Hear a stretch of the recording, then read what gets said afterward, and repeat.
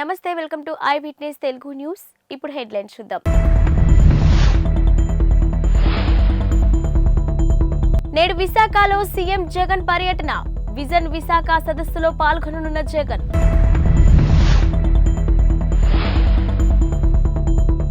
ఇవాళ మంగళగిరిలో జయహో బీసీ సభ. చీఫ్ గెస్టులుగా పాల్గొనున్న బాబు పవన్.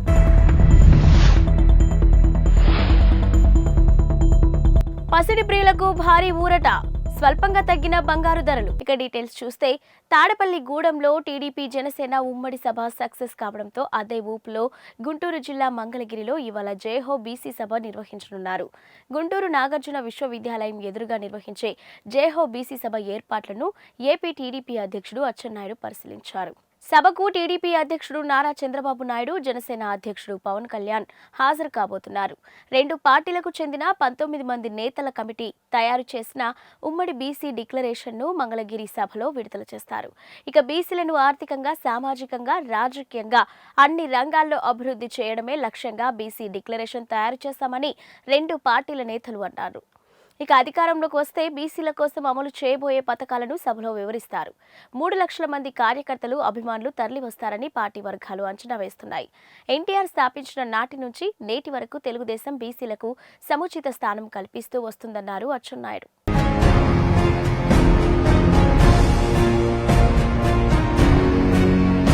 ఏపీలో ఎన్నికలు దగ్గర పడుతున్న తరుణంలో కీలక పరిణామాలు చోటు చేసుకుంటున్నాయి. ప్రధాన పార్టీలు అభ్యర్థులపై కసరత్తులు చేస్తున్న నేపథ్యంలో రాజకీయాల్లో జంపింగ్ల పర్వం నడుస్తుంది. ఇక ఈ క్రమంలోనే సీఎం క్యాంపు కార్యాలయంలో Allagadda BJP incharge Bhuma Kishore Reddy, YCP అధినేత జగన్ సమక్షంలో పార్టీ కండువా కప్పుకున్నారు. అలాగే కిషోర్ రెడ్డితో పాటు భూమా వీరభద్రారెడ్డి, గంధం భాస్కర్ రెడ్డి, అంబటి మహేశ్వర్ రెడ్డి, పలువురు స్థానిక బీజేపీ నాయకులు వైసీపీలో చేరారు. ఈ కార్యక్రమంలో Nandyal MP Brahmananda Reddy, Allagadda MLA Gangula Bijendra Reddy, YCP regional coordinator Ramasubba Reddy, మాజీ ఎమ్మెల్సీ గంగుల ప్రభాకర్ రెడ్డి సహా పలువురు వైసీపీ నాయకులు పాల్గొన్నారు. ఈ సందర్భంగా భూమా కిషోర్ మాట్లాడుతూ, భూమా అఖిలప్రియ ఓ క్రిమినల్ అని, ఆమె తన భర్తతో కలిసి కిడ్నాప్లు, దొంగతనాలు, కబ్జాలు చేస్తున్నారని సంచలన ఆరోపణలు చేశారు. అలాగే గంగుల నానిని గెలిపించడం కోసం భూమా కుటుంబం పనిచేస్తుందని, భూమా అఖిలప్రియ ఓటమి కోసమే పనిచేస్తానని చెప్పారు. ఇక సీఎం జగన్ చేస్తున్న అభివృద్ధి, సంక్షేమం చూసి పార్టీలో చేరానని తెలిపారు. అలాగే ఏపీలో బీజేపీ నాయకులు టీడీపీ ఇచ్చే సీట్ల కోసం ఎదురు చూస్తున్నారే తప్ప నేతల, కార్యకర్తల మనోభావాలను అర్థం చేసుకోవట్లేదని భూమా కిషోర్ అన్నారు. APCC Kisan cell president Jetti Gurunatha Rao, Jangareddygudem మాజీ జెడ్పీటీసీ ముప్పిడి శ్రీనివాసు వైఎస్ఆర్సీపీలో చేరారు. ఇక తాడపల్లిలోని సీఎం క్యాంపు కార్యాలయంలో సీఎం వైఎస్ జగన్ సమక్షంలో వారి పార్టీలో కండువా కప్పుకున్నారు. YSRCP regional coordinator MP PV Mithun Reddy, Eluru MLA Alla Nani తదితరులు పాల్గొన్నారు. ఇక అనంతరం సీఎం క్యాంపు కార్యాలయం మీడియా పాయింట్ వద్ద జెట్టి గురునాథరావు మాట్లాడారు. ఏపీలో కాంగ్రెస్ ఇతరులకు లాభం చేకూర్చే పార్టీలాగా మారిపోయిందన్నారు. రాష్ట్రంలో కాంగ్రెస్ నేతలు టీడీపీ అధినేత చంద్రబాబు ఇచ్చిన స్క్రిప్ట్ చదవడం నేర్చుకున్నారని చెప్పారు. అందుకే కాంగ్రెస్ పార్టీ విధానాలు, ఆ పార్టీ నేతల వ్యవహార శైలి నచ్చక వైఎస్ఆర్సీపీలో చేరామని తెలిపారు. టీడీపీ జనసేన కూటమిపై మాజీ మంత్రి, గుడివాడ ఎమ్మెల్యే కొడాలి నాని సంచలన వ్యాఖ్యలు చేశారు. రాజమండ్రిలో వైసీపీ ఆధ్వర్యంలో ఏర్పాటు చేసిన సిద్ధం సభలో కొడాలి నాని పాల్గొన్నారు. ఈ సందర్భంగా నాని మాట్లాడుతూ, చంద్రబాబు ఒక్కడే వస్తే గెలుస్తాడని, ఎన్నికల్లో తోడుగా దత్తపుత్రుని తెచ్చుకుంటున్నారని విమర్శించారు. ఈ ఎన్నికల్లో చంద్రబాబు తన వర్గానికి 30 సీట్లు ఇచ్చుకున్నారు. ఇక 20% సామాజిక వర్గం ఉన్న పవన్ కళ్యాణ్ కు కేవలం 24 సీట్లు కేటాయించారని ఎద్దేవా చేశారు. మోసం చేయడం చంద్రబాబు నైజమని, ఇదే మరోసారి నిరూపితమైందని అన్నారు. ఇక ఇద్దరు వెన్నుపోటుదారులతో పవన్ కళ్యాణ్ ప్రయాణం చేస్తున్నారని తెలిపారు. ఇక పిఠాపురంలో పవన్ కళ్యాణ్ ను చంద్రబాబే ఓడిస్తారని, ఇందులో ఎవరికీ అనుమానం అవసరం లేదని అన్నారు. అంతకుముందు పవన్ కళ్యాణ్ పై కొడాలి నాని పాజిటివ్ కామెంట్స్ చేశారు. 20% సామాజిక వర్గం ఉన్నాళ్ళు ఏ నియోజకవర్గం తీసుకుంటాడు తీసుకోమని 2 లక్షల మందికి భోజనాలు పెడతారు వాళ్ళు. ఇవన్నీ పిచ్చి మాటలు. చంద్రబాబు నాయుడు ఈ రాష్ట్రానికి వెన్నుపోటుకి బ్రాండ్ అంబాసిడర్లు ఎవరో ఈ రాష్ట్రంలో వెన్నుపోటు అనగానే ఇద్దరు గుర్తొస్తారు. ఒకడు చంద్రబాబు నాయుడు, 2 నాదెండ్ల. పవన్ కళ్యాణ్కి అటు ఒకటి ఇటు ఒకటి ఎవడుంటాడు? ఈ పక్కేమో నారాయణ మనోహర్ కూర్చుంటాడు, ఈ పక్కన చంద్రబాబు నాయుడు కూర్చుంటాడు. మనం సిద్ధం సభలో చూసాంగా, ఇద్దరు బ్రాండ్ అంబాసిడర్ల వెన్నుపోటుకి ఒకడేమో వెనకాలే తిరుగుతూ ఉంటాడు, ఇంకోడేమో ఎప్పుడు కావాలంటే అప్పుడు వెళ్ళి కలిసి వస్తూ ఉంటాడు. వీళ్ళిద్దరూ కలిసి పవన్ కళ్యాణ్ ఏం చేస్తారు ఈ రాష్ట్ర ప్రజలకు తెలియదా? ఆయన పార్టీ కేడర్కి తెలియదా? ఆ సామాజిక వర్గానికి తెలియదా? ఈరోజు పవన్ కళ్యాణ్ని రక్షించుకోవాల్సినటువంటి అవసరం చంద్రబాబు దగ్గర నుంచి జన సైనికులకి, ఆయన పార్టీకి మద్దతు ఇచ్చేటువంటి ఓట్ బ్యాంక్కి వాళ్ళకు ఉంది. ఎందుకంటే ఎన్టీ రామారావు లాంటి మహానుభావుడిని వాళ్ళిద్దరూ వెన్నుపోటు పొడిచి అవతల పారేశారు.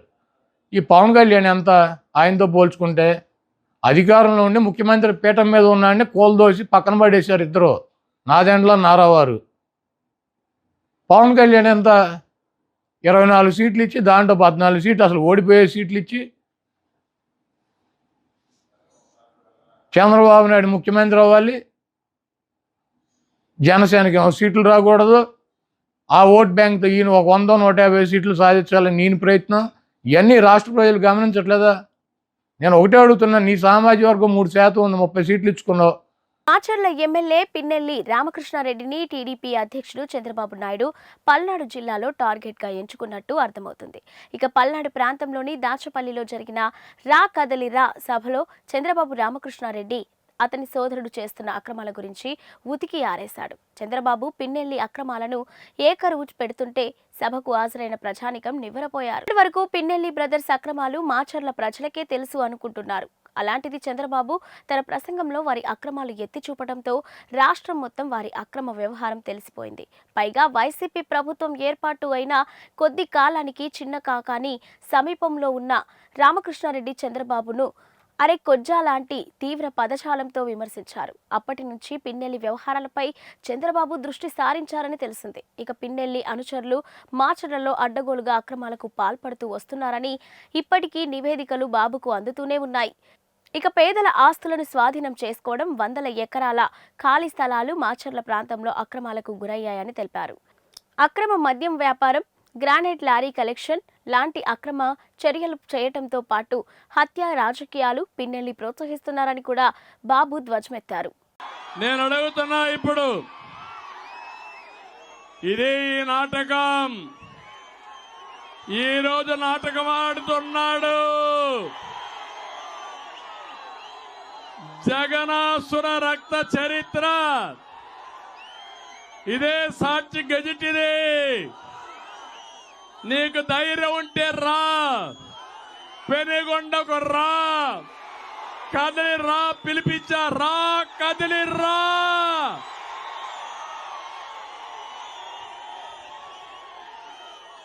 చర్చకు రా, కదిలి రా.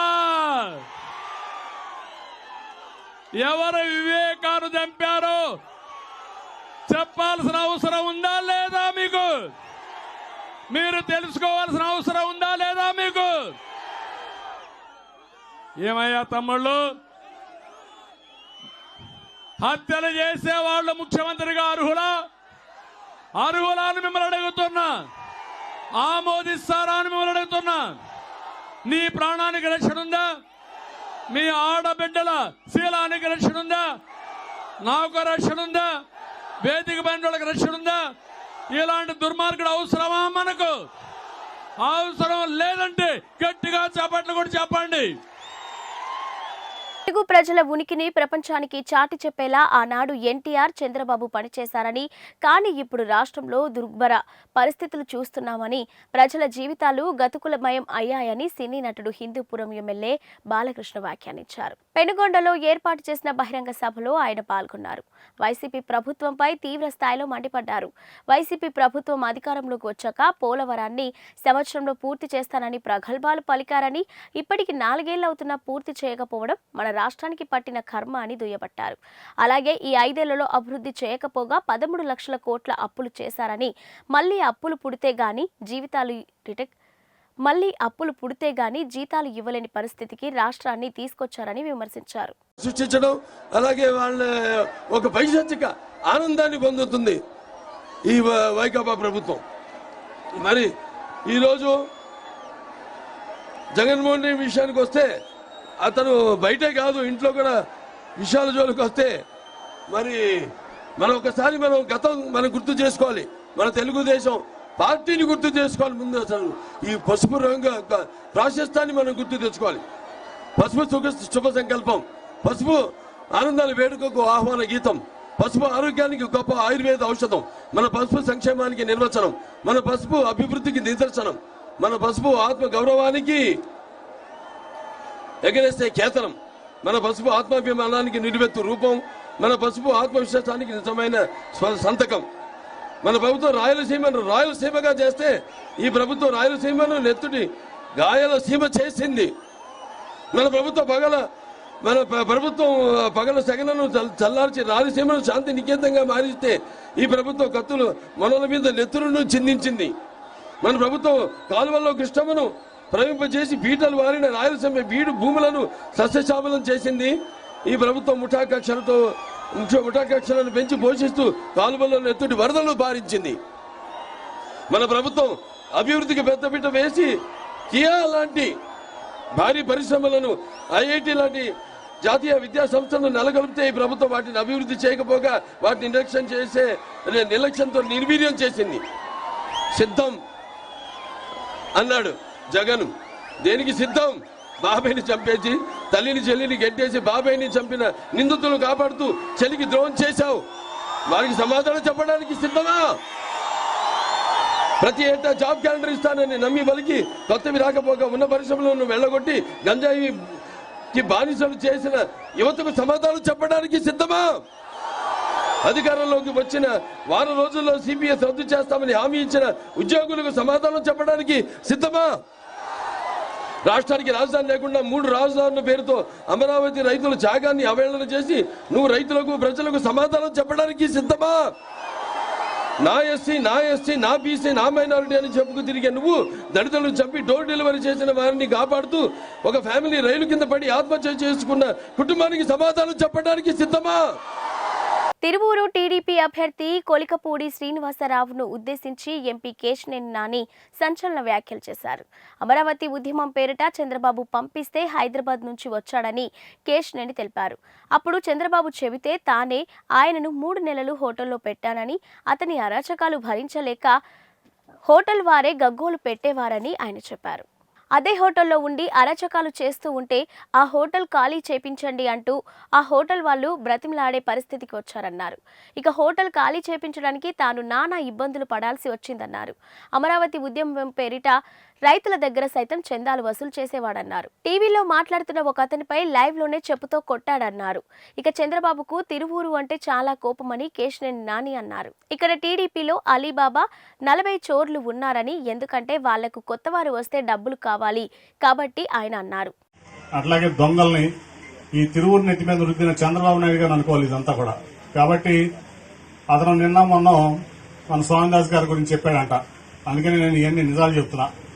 ఏదో స్వామిదాసు పెద్ద తాగుబోతని, తిరుగుబోతని, లేదా సుధారాణి గారు దోపిడీలు చేశారని, దొంగతనాలు చేశారని, వీళ్ళిద్దరి మీద ఎవరైనా ఒక్కళ్ళ చేత వీళ్ళు మా దగ్గర మాకు ఈ హాని చేశారు, లేకపోతే ఈ దంపతులిద్దరూ మా దగ్గర ఈ రూపాయలు లంచం తీసుకున్నారని చెప్తే నేను స్వామిదాస్ గారు పోటీ నుంచి విరమిస్తాం.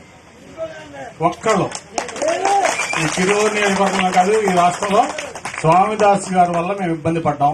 స్వామిదాస్ గారు మమ్మల్ని ఇబ్బంది పెట్టాడు. స్వామిదాస్ గారు మమ్మల్ని అవమానపరిచాడు. స్వామిదాస్ గారు కానీ సుధారాణి గారు కానీ మా దగ్గర 1 రూపాయి అడిగారు అని ఎవరి దగ్గర రుజువు చేస్తే స్వామిదాస కాదు, నేను కూడా ఈ పోటీలో తప్పుకుంటాను. అవునా కదా? ఎందుకు మాట్లాడుతున్నారు? ఏదో మీడియాలో స్పెక్యులేషన్ చేయడం కోసమో, సెన్సిటైజ్ చేయడం కోసమో ఒక మంచి మనిషి మీద బురద చల్లడం అనేది రాజకీయాల్లో తప్పు. రేపేదో డిబేట్ అన్నా అంటే దానికి స్వామిదాస్ అవస్థలా. మా దగ్గర చిన్న కార్యకర్త ఉన్నారు, వచ్చి డిబేట్ కావాలంటే వాళ్ళు వస్తారు. పత్రికా ముఖంగా కూడా చెప్తున్నా, స్వామిదాస్ ఎందుకు? స్వామిదాస్ 2 సార్లు ఎమ్మెల్యే. అవునా? ఒక చదువుకున్న వ్యక్తి, గెస్టెడ్ ఆఫీసర్ స్వామిదాస్ గారు, సుధారాణి గారు. నీకులాగా ఆవారా కాదు. వాళ్ళు నీకు ఎందుకు వస్తారు డిబేట్ కి, డిస్కషన్ కి? ఈ రోజు జాయిన్ అయిన వెళ్తారంట. మా కుటుంబరావేగా మా కుటుంబరావు చెప్తున్నాడు. మా కుటుంబరావు ఈ రోజు జాయిన్ అయిన వెళ్తారు. పాత వైసీపీ వాళ్ళు కూడా అవసరం లేదని. అంత మంచి వ్యక్తులు వాళ్ళు. కాబట్టి దాంట్లో ఈ రోజు నేను చెప్తున్నా, మీరు స్వామిదాస్ గారు 40,000 నుంచి 50,000 మెజార్టీతో గెలవబోతున్నాడు ఇవాళ. ఆర్థిక అవసరాల కోసం ఏపీ సెక్రటరియట్ను వైసీపీ ప్రభుత్వం తాకట్టు పెట్టిన అంశం రాష్ట్ర రాజకీయాల్లో కలకలం రేపుతుంది. ఈ నేపథ్యంలో ప్రధాని మోదీకి ఎంపీ రఘురామకృష్ణరాజు లేఖ రాశారు. 350 కోట్లకు సచివాలయాన్ని ఏపీ ప్రభుత్వం తాకట్టు పెట్టిందని లేఖలో ఆయన అన్నారు. ఏపీ ప్రభుత్వం రాజ్యాంగ ఉల్లంఘనలకు పాల్పడుతుందని అన్నారు. దీనిపై విచారణ జరిపించాలని కోరారు. పీఎంను జగన్ కలిసే లోపే తాను లేఖ రాశానని చెప్పారు. ఏ ప్రభుత్వం బ్యాంకు కూడా సెక్రటరియట్ను తాకట్టు పెట్టుకోవడానికి ముందుకు రాకపోవడంతో ప్రైవేటు బ్యాంకు హెచ్డిఎఫ్సి బ్యాంకు తాకట్టు పెట్టుకుందని తెలిపారు. రేపు వేరే ప్రభుత్వం అధికారంలోకి వస్తే హెచ్డిఎఫ్సి బ్యాంకు యాజమాన్యం ఎవరిని సెక్రటరియట్ లోపలకు రానివ్వదని అన్నారు. ఇక సెక్రటరియట్ను తాకట్టు పెడుతూ ఉంటే చీఫ్ సెక్రటరీ ఎలా ఒప్పుకున్నారని పసిడి ప్రియులకు భారీ ఊరట లభించింది. ఇవాళ బంగారం, వెండి ధరలు స్వల్పంగా తగ్గాయి. హైదరాబాద్ మార్కెట్లో బంగారం ధరలు వరుసగా రెండో రోజు స్వల్పంగా తగ్గాయి. 10 గ్రాముల బంగారంపై 10 రూపాయలు, కిలో వెండిపై 100 రూపాయల మేర తగ్గింది. మార్కెట్లో 22 క్యారెట్ల 10 గ్రాముల బంగారం ధర 58,740 రూపాయలు ఉండగా 24 క్యారెట్ల 10 గ్రాముల ధర 64,080 రూపాయలు ఉంది. కాగా వెండి కిలో ధర 73,500 రూపాయలు ఉంది. దేశంలోని ప్రధాన నగరాల్లో బంగారం, వెండి ధరలు చూసినట్లయితే ఢిల్లీలో 22 క్యారెట్ల 10 గ్రాముల బంగారం ధర 58,890 రూపాయలు ఉంటే 24 క్యారెట్ల గోల్డ్ ధర 64,230 రూపాయలుగా ఉంది. ఇక ముంబైలో 22 క్యారెట్ల గోల్డ్ ధర 58,740 రూపాయలుగా ఉంటే 24 క్యారెట్ల ధర 64,080 రూపాయలుగా ఉంది. ఇక చెన్నైలో 22 క్యారెట్ల ధర 59,290 రూపాయలు, 24 క్యారెట్ల ధర 64,680 రూపాయలు. ఇక బెంగళూరులో 22 క్యారెట్ల ధర 58,740 రూపాయలు, 24 క్యారెట్ల ధర 64,080 రూపాయలుగా ఉంది. ఇక తెలుగు రాష్ట్రాల్లో హైదరాబాద్లో బంగారం ధర 22 క్యారెట్ల 10 గ్రాముల బంగారం ధర 58,740 రూపాయలు ఉంటే 24 క్యారెట్ల ధర 64,080 రూపాయలుగా ఉంది. ఇక వెండి ధర విషయానికి వస్తే ఇవాళ బంగారం బాటలోనే నడిచింది. ఢిల్లీలో కిలో వెండి ధర 73,000 రూపాయల 500 రూపాయలు పలుకుతుంది. అలాగే ముంబైలో 73,500, చెన్నైలో 76,900, బెంగళూరులో 72,650, కేరళలోని 76,900 రూపాయలు, కోల్కతాలోని 73,500 రూపాయలు ధర పలుకుతుంది. ఇక హైదరాబాద్లోని వెండి కిలో ధర 76,900 రూపాయలుగా ఉంది. ఇవి ఇప్పటివరకున్న బులెటిన్ అప్డేట్స్. మరిన్ని అప్డేట్స్తో మళ్ళీ కలుద్దాం.